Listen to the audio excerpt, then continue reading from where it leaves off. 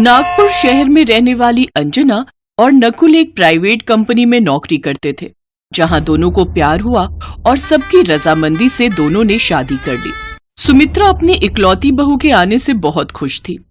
अब मेरी इकलौती बहू घर में आ गई, अब मेरी सारी चिंता खत्म हो गई। अभी तो हम दोनों की शादी हुई है माँ जी, लेकिन मेरी ननद प्रिया की शादी करना तो अभी बाकी है। इसकी भी हो जाएगी जब होनी होगी, मुझे इसकी परवाह नहीं। ये कौन सा कुछ लेकर आएगी, ये तो उल्टा हमारे यहाँ से ही सब लेकर जाएगी। और तू जा, यहाँ क्या खड़ी है, जा जाकर कपड़े धो। अच्छा, अच्छा। अरे लगता है प्रिया तुम्हें सर्दी लग गई है। अच्छा। अरे बहू, सर्दी तो तुम्हें भी लग गई है, रुक मैं अभी तेरे लिए काढ़ा बनाकर लाती हूँ। माँ जी प्रिया के लिए भी। अरे इसे कोई सर्दी नहीं लगी है, ये तो बस काम से बचने का बहाना ढूंढ रही है। जा जल्दी और कपड़े रखे उन्हें धोकर आ। कुछ देर बाद सुमित्रा काढ़ा बनाकर लाती है और सिर्फ अपनी बहू को ही काढ़ा बनाकर देती है। ये माँ जी ननद जी से इतना भेदभाव क्यों करती हैं? अब हो सकता है शादी की भाग दौड़ में माँ जी ज्यादा थक गई हो, इसलिए उनसे इस तरह बात कर रही हो। अपनी सास के जाने के बाद अंजना वो काढ़ा लेकर अपनी ननद के कमरे में जाती है, जहाँ कपड़े धोने की वजह से प्रिया की सर्दी बढ़ जाती है और वो लगातार छींके मार रही होती है। अब बस भी करो प्रिया, कितनी छींके मारोगी, ये लो काढ़ा पी लो। लेकिन भाभी, ये तो आपका काढ़ा, आप ही पी लीजिए। अब तुम बच्चों की तरह जिद कर रही हो और आप तो माँ की तरह जिद कर रही हो। हाँ तो भाभी भी तो माँ समान ही होती है ना। चलो अब मुंह खोलो और जल्दी से पी लो। अच्छा अब तुम आराम कर लो, मैं जाती हूँ, तुम्हारे भैया इंतजार कर रहे होंगे। अपनी भाभी का प्यार पाकर प्रिया बहुत खुश होती है। फिर अगले दिन अंजना सुबह जल्दी उठकर नहा धोकर पूजा पाठ करती है। उसके बाद सबके लिए खाना बनाती है। खाने की खुशबू से सुमित्रा रसोई में खिंची चली आती है। अरे वाह, रसोई से तो बड़ी ही अच्छी खुशबू आ रही है। आखिर मेरी बहू क्या बना रही है? माँ जी मटर पनीर की सब्जी, पूड़ी और मीठे में हलवा बनाया है, साथ में दही भल्ले भी हैं। आप सब टेबल पर बैठ जाइए, मैं परोस देती हूँ। हाँ हाँ बहू, मेरे मुंह में पानी आ रहा है, तू जल्दी ले आ बस। अंजना सबको खाना परोसती है। सबको उसके हाथ का खाना बहुत पसंद आता है, प्रिया को तो सबसे ज्यादा। वो अंजना से और खाना मांगती है। भाभी खाना बहुत ही स्वाद बना है, थोड़ा और ले आइए ना। हाँ हाँ अभी लाई मेरी प्यारी ननद। बस कर अब, और कितना ठूसेगी? मैं और नकुल भी तो खाएंगे और तेरी भाभी भी तो है। और क्या, मुझे भी अभी और चाहिए, इस भुक्कड़ का तो पेट ही नहीं भरता। कोई बात नहीं जी, खाना भी काफी है, इसे खाने दीजिए। ठीक है, थोड़ा सा लाकर दे दो, लेकिन उसके बाद सारे बर्तन धो देना, समझी? लेकिन माँ जी दीदी को ये सब करने की क्या जरूरत है, अब तो मैं आ गई हूँ ना, मैं ये सब कर लूंगी। अरे नहीं बहू, अगर इसे ज्यादा ढील दे देंगे ना तो ये बिगड़ जाएगी, आखिर इसे दूसरे घर भी तो जाना है। कोई बात नहीं भाभी, मैं कर लूंगी। प्रिया खाने के बाद सबके जूठे बर्तन धोने लगती है। ठंडे पानी से बर्तन धोने की वजह से उसकी ठंड और भी बढ़ जाती है और वो कांपने लगती है।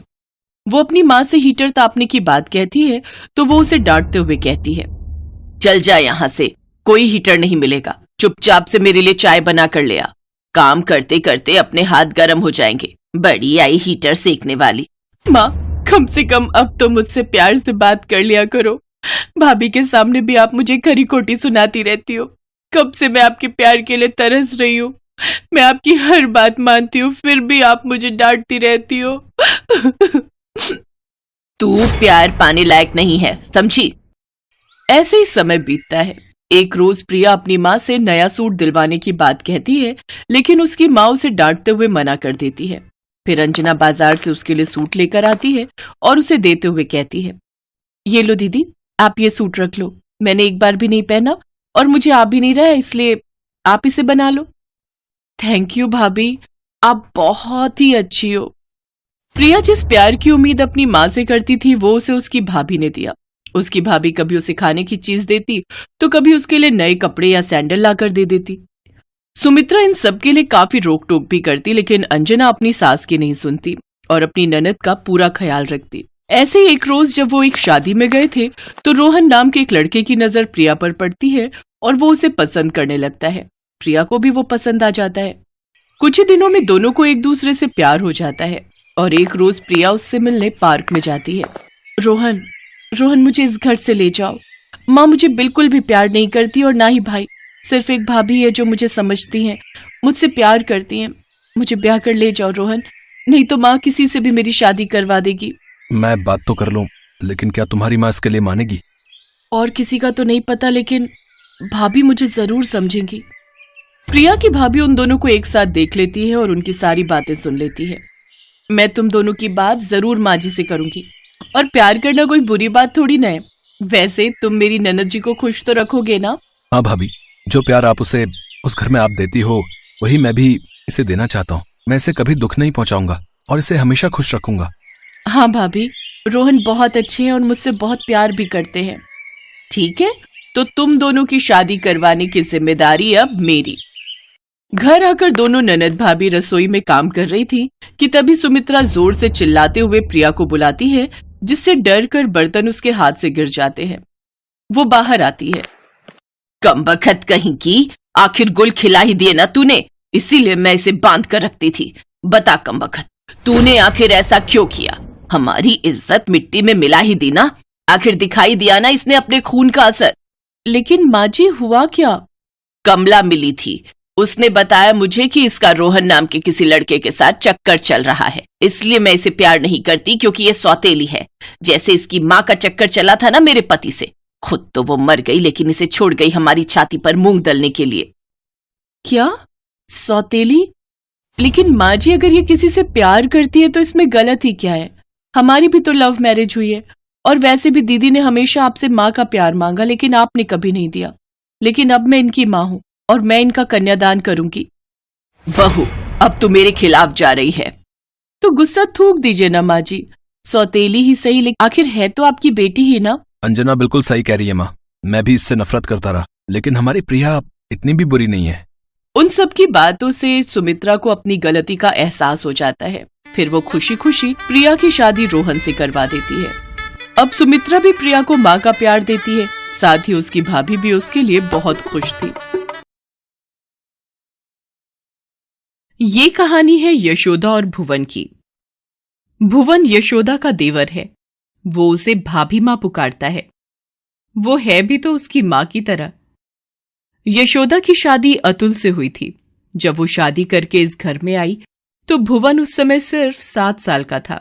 यशोदा, तुम जानती हो कि मेरे माता पिता नहीं हैं। मेरे छोटे भाई भुवन की पूरी जिम्मेदारी मेरी है। मैं उम्मीद करता हूं कि आज से हम दोनों मिलकर इस जिम्मेदारी को निभाएंगे। आपको कभी कोई शिकायत का मौका नहीं दूंगी। भुवन का देवर की तरह नहीं, अपने बच्चे की तरह ध्यान रखूंगी। यशोदा ने जो कहा वो किया। भुवन के लिए उसका प्रेम एक माँ की तरह ही था। यशोदा भुवन को खाना खिला रही है। अरे बस बस बस भाभी माँ, ये देखो मेरा पेट पूरा भर गया है, इसमें थोड़ी सी भी जगह नहीं बची है। सच? ठीक है, फिर वो जो गाजर का हलवा मैंने बनाया है वो मैं खा लेती हूँ। गाजर का हलवा? कहाँ है गाजर का हलवा? जल्दी से लाओ ना।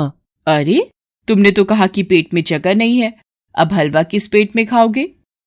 वो दोनों बात कर ही रहे थे कि गांव के जुम्मन चाचा दौड़ते हुए उसके घर आए।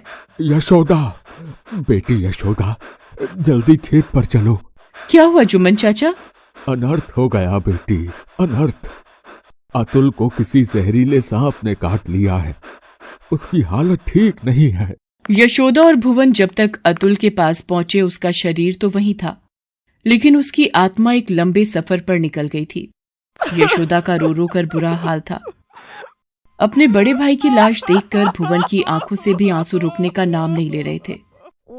रोते रोते वो बेहोश हो गया। पल में ही यशोदा के जीवन में होनी ने अपनी दर्द भरी कहानी लिख दी थी, लेकिन उस असहनीय दर्द में भी यशोदा के कानों में अपने पति की वो बात गूंज रही थी जो उन्होंने यशोदा के पहली बार घर आने की बात कही थी। मेरे छोटे भाई भुवन की पूरी जिम्मेदारी मेरी है। मैं उम्मीद करता हूं कि आज से हम दोनों मिलकर इस जिम्मेदारी को निभाएंगे। यशोदा ने अपनी भावनाओं पर नियंत्रण किया। उसने न सिर्फ अपने आंसू खुद पोंछे, बल्कि अपने पति की जलती चिता के सामने भुवन को गले लगाकर उसे ये भी आश्वस्त किया कि आज से वो सिर्फ उसकी भाभी माँ नहीं, उसकी भैया भी है।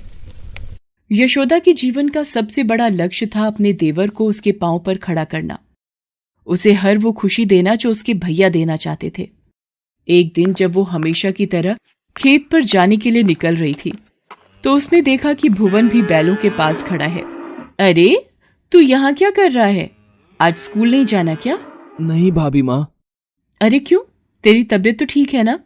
भाभी माँ, मुझे बुखार नहीं है, लेकिन अब मैं स्कूल नहीं जाऊंगा। क्यों? किसी ने कुछ कहा क्या? नहीं भाभी माँ, तुम मेरे लिए कितनी मेहनत करती हो, चाहे गर्मी हो या सर्दी या बारिश। इन बैलों की तरह तुम खेतों में अकेले लगी रहती हो और मैं तुम्हारी कुछ भी मदद नहीं कर पाता। मुझे पढ़ाई नहीं करनी भाभी माँ, मुझे आपकी तरह खेतों में काम करना है। अरे बाप रे, मेरा छोटा सा देवर इतना बड़ा हो गया, इतनी बड़ी बड़ी बातें करने लगा। मुझे और क्या चाहिए?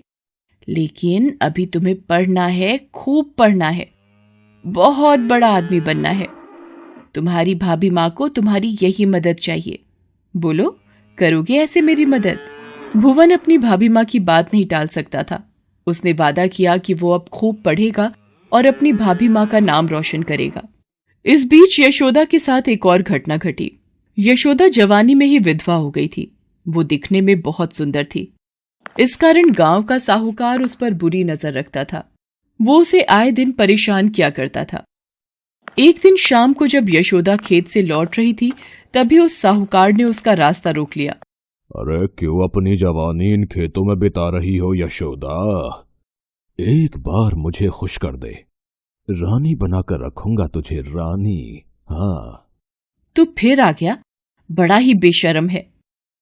अरे क्या करूं, तू चीज ही है इतनी करारी कि बेशर्मी करने का मन करता है।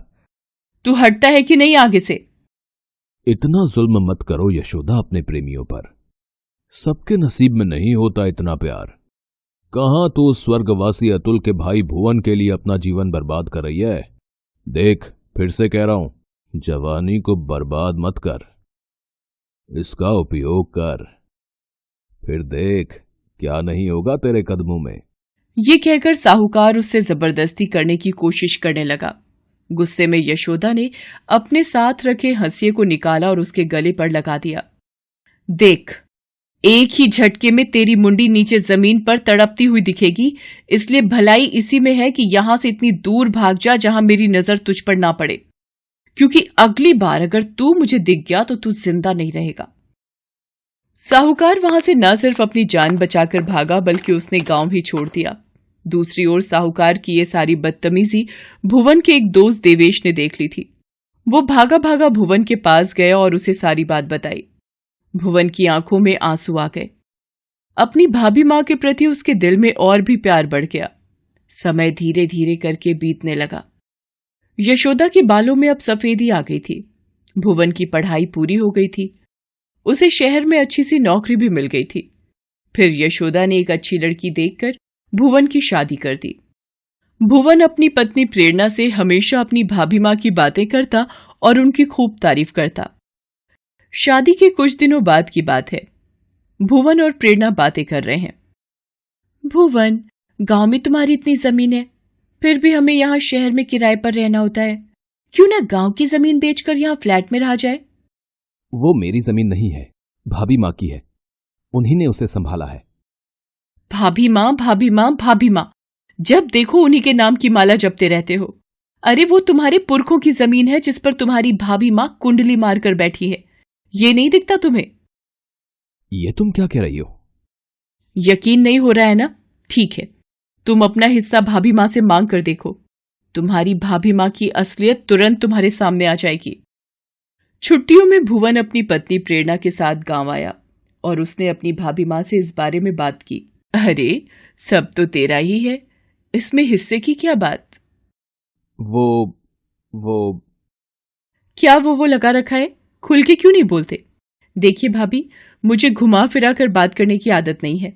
आप जो कह रही हैं कि सब तेरा है, इसमें हिस्से की क्या बात?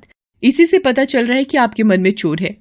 अगर सब इनका है तो सब लिख दीजिए ना इनके नाम पर। वो तो करेंगी नहीं आप, क्योंकि सारी जमीन पर तो आपकी नजर है।